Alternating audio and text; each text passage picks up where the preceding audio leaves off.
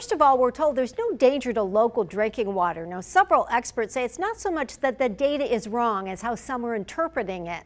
Still, when it comes to the Savannah River, what happens up and down this waterway can affect us all. The June report from the group Environment Georgia says up to 5 million pounds of toxic pollution was dumped into the river in 2012.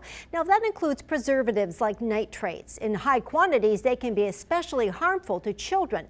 Much of the problem is in the Middle River Basin, which ends below Augusta. Now, since we're downstream, we wanted to know more about what's happening upstream and why some who know this river are watching with more concern. It's 400 miles total, but from Augusta to Savannah is 200. Tanya Bonatanibus makes a point of going up and down the Savannah River. As river keeper, she knows its beauty. And the water's really blue. It doesn't look polluted. No, and it's actually really not right here. She takes us to a place called the Shoals. And up until this point, really the main economy on the river is based on recreation. In Savannah, them saying I'm not getting into the Savannah River is really a hard concept for me to grasp because this is the Savannah River that I know. And all the coal ash is the river she knows, but also is concerned about.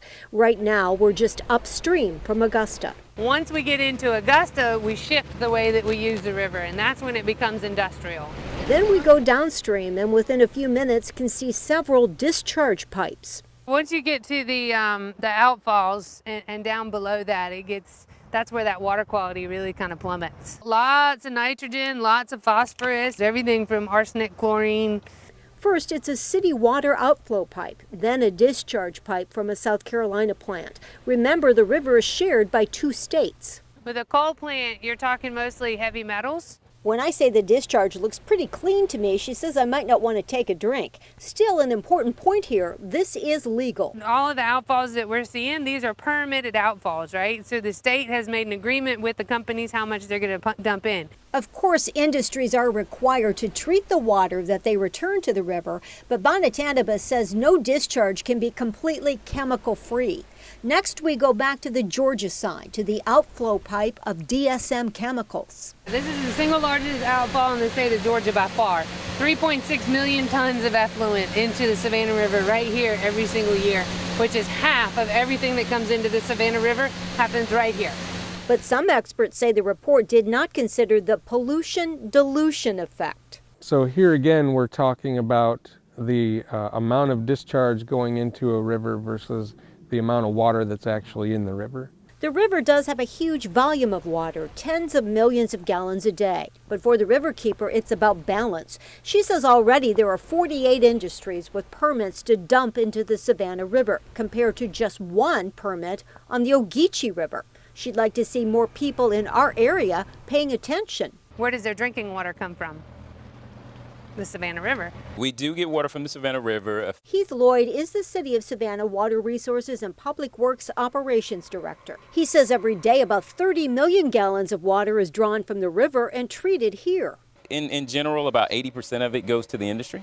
But the remaining 20% is for residential use. And I do think the awareness that report brings, though, to the discharges in the river bodies, not only Savannah River, is a great thing for the citizens. But today I would tell the citizens, absolutely your water is safe. As far as the report showing a big level of nitrates, he says it's not affecting local water quality, and they do daily testing to prove it. And so the levels of nitrate are extremely low.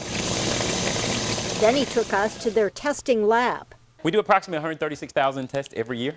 We know there are things in the river, this balance between industry and using it as a potable supply. My challenge, or our challenge, is to constantly measure it to make sure if any of those levels get too high, that we respond in the appropriate way. And that's why I really think it's important to focus on the number of tests that we run. Back on the river, Bonatanibus says she doesn't expect plants to shut down. She knows they're important for the economy, but she says the river should be important too. What's really important is that we really understand the different choices that we've made in the way that we use this river. We have to understand what we're giving up by doing that. And what we're giving up is a certain amount of water quality or an increase in treating water so that we can drink it.